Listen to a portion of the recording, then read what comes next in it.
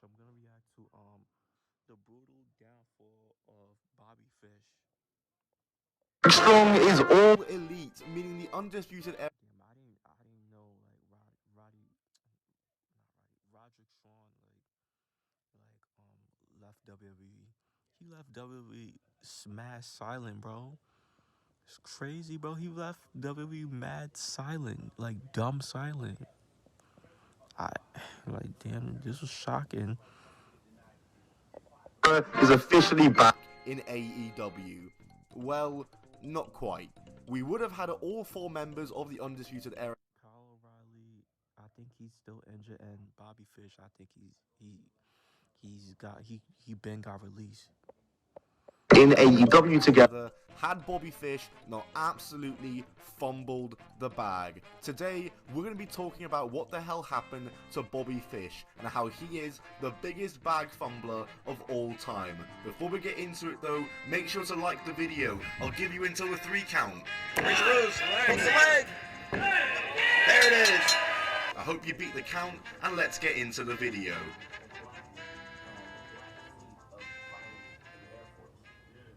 Bobby Fish debuted in 2002 following training with Harley Race and Tony DeVito, and began working the American Indies under the names of Jerk Jackson and Madden Fisher. Just the most indie-rific names in wrestling history. He worked some of the early Ring of Honor shows in 2004 and 2005, and that was about as far as he had gone until the year of 2006, when Bobby Fish started working for Pro Wrestling Noah, one of the bigger feds in Japan, and this is where he would begin working under the name of Bobby Fish. This was Bobby's first big break, and it helped him to get his name out there in both Japan and America, and he would spend his time working between Noah in Japan and the American independent scene.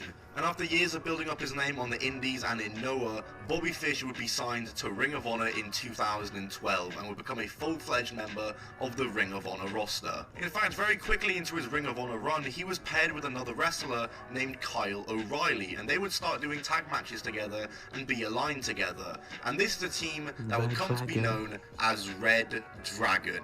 And only 4 months into Red Dragon being a team, they won the Ring of Honor World Tag Team Championships from the Briscoe brothers at the 11th anniversary show in March of 2013. And yeah, Kyle O'Reilly and Bobby Fish as Red Dragon would spend the next few years as one of the top teams in Ring of Honor and the American independent circuit. Pretty much one of the biggest teams outside of WWE. Red Dragon would hold the Ring of Honor tag titles for a grand total of 3 times in their history, and are one of the greatest Ring of Honor tag teams ever, as I said. And hey, Bobby Fish even got a Ring of Honor World TV title run under his belt in 2016, just before he departed from Ring of Honor in 2017. And he departed from Ring of Honor in 2017 because in that year, Bobby Fish would sign for the WWE. And he would debut alongside his Red Dragon tag team partner, Kyle O'Reilly, at NXT TakeOver Brooklyn 3 that same year, attacking the new tag team champion Sanity, and then later that night, they attacked NXT champion Drew McIntyre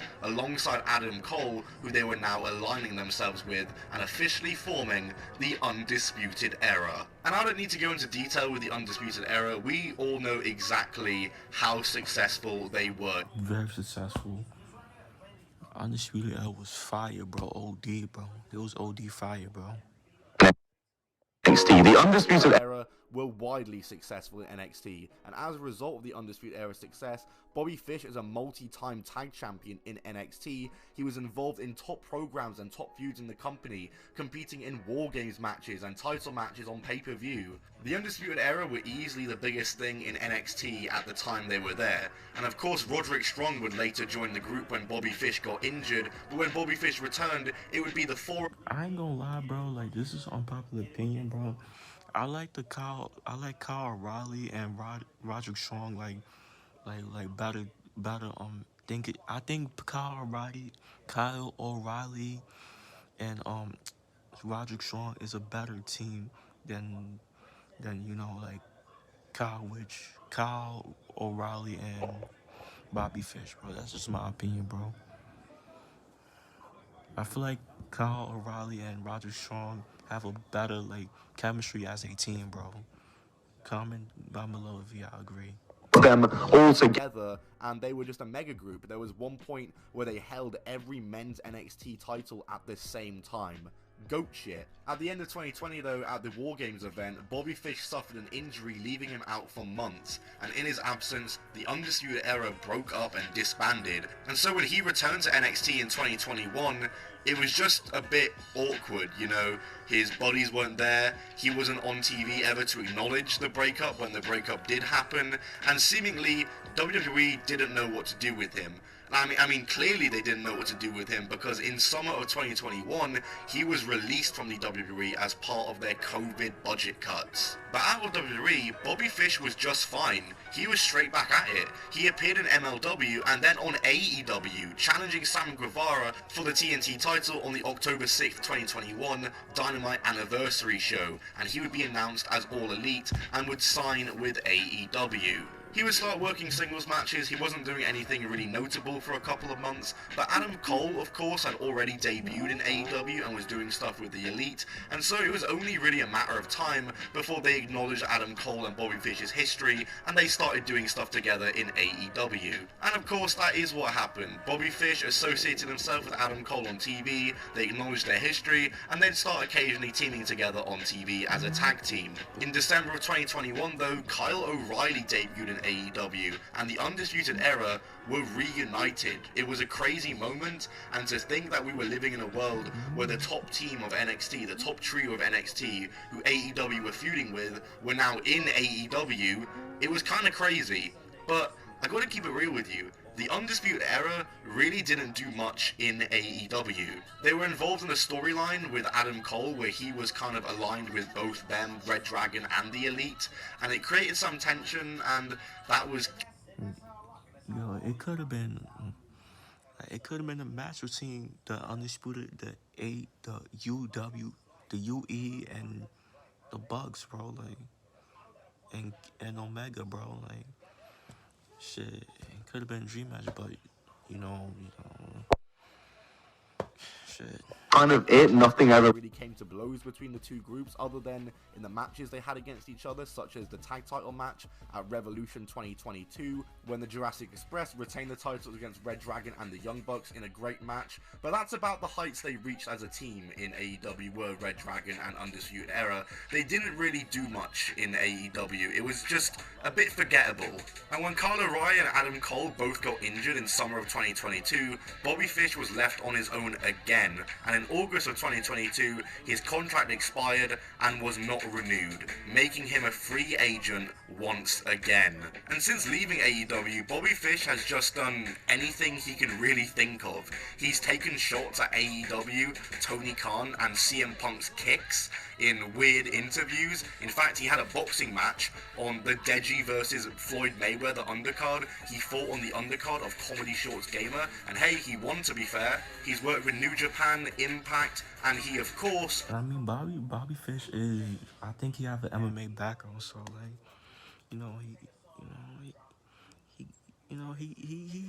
he had to have some, like, like, hands and shit. His shit's gotta work, like, yeah, he has...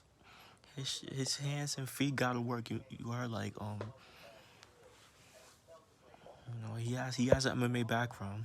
Asked all the folks the age-old question: where's the lie? In one of the most awkward and memeable moments in the history of wrestling. But despite all this, Bobby Fish is still a free agent. In fact, I was under the impression he was signed with Impact, but apparently he was gone as early as December last year. And we're now in an AEW landscape where Roderick Strong, Adam Cole, and Kyle O'Reilly are all there. And that landscape is probably something that Bobby Fish isn't going to get to be a part of due to everything he's done and said about AEW and Tony Khan since leaving the company. He kind of shot himself in the foot. But I have to present an unpopular opinion right here, right now, and that is that I think AEW should bring back Bobby Fish. And I know I'm not saying they should bring him back long term. I think they should just bring him back even just for a couple of appearances, a year at most. But surely there's something in a 4v4.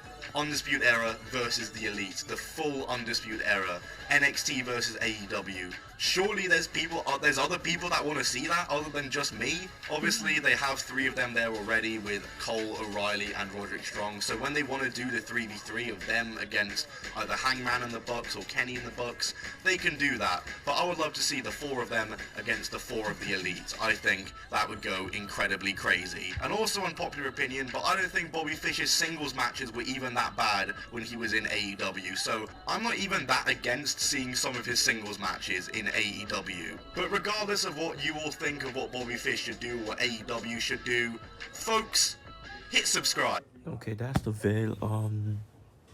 Yeah, bro.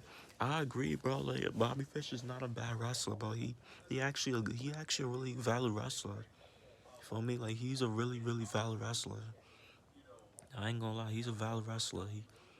He's really good on the ring. Like he has MMA background, just as Kyle O'Reilly. Like like he's a really good wrestler. Like I think people should like give him a chance. You are okay, bro. Make sure y'all like, comment, subscribe. You know the vibes. So checking out you are.